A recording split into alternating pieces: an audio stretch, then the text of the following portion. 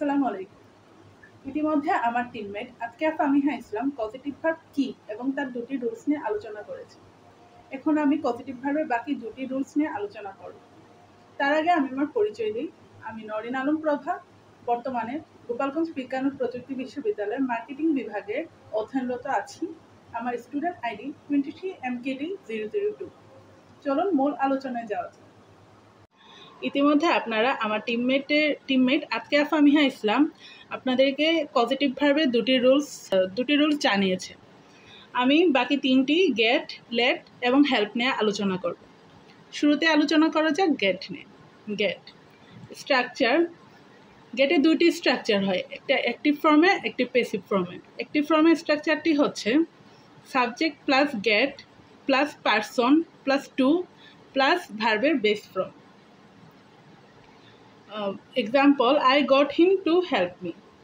অর্থ, আমি তাকে বুঝিয়ে বলেছিলাম যেন সে আমাকে সাহায্য করে। মানে টু কনভিন্স, কাউকে কনভিন্স করা। আমি তাকে বুঝিয়ে বলেছিলাম সে যেন আমাকে সাহায্য করে। প্যাসিভ ফর্মের structure subject plus get plus object plus past participle. Example, she got the documents printed. অর্থ, সে ডকুমেন্টগুলো প্রিন্ট করে নিয়েছিল। মানে সে নিজে প্রিন্ট করেনি, অন্য কাউকে দিয়ে করিয়ে নিয়েছে। Let and help. লেটের structure subject plus let plus person plus base verb, ভার্বের base form. Example, they let me go home early. অর্থাৎ তারা আমাকে বাড়ি যেতে দিয়েছিল। মানে তারা আমাকে বাড়ি আগে যাওয়ার অনুমতি দিয়েছিল। অর্থাৎ টু অ্যালাউ সামওয়ান, কাউকে কোনো বিষয়ে অ্যালাউ করা। হেল্পের স্ট্রাকচার হচ্ছে subject plus help plus person plus to plus base form.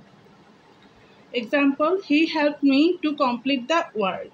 সে আমাকে কাজটা শেষ করতে সাহায্য করেছিল। মানে হেল্প মানে কাউকে সাহায্য করা, সে আমাকে কাজটা করতে সাহায্য করেছিল। এই ছিল গেট, লেট এবং হেল্পের পার্ট। আশা করি আমি এবং আমার টিমমেট পজিটিভ ভার্ব কি ও পজিটিভ ভার্বগুলো সম্পর্কে বিস্তারিত আলোচনা করতে পেরেছি। তারপরেও তোমাদের কোনো কোশ্চেন থাকলে কমেন্ট বক্সে করতে পারো। আসসালামু আলাইকুম।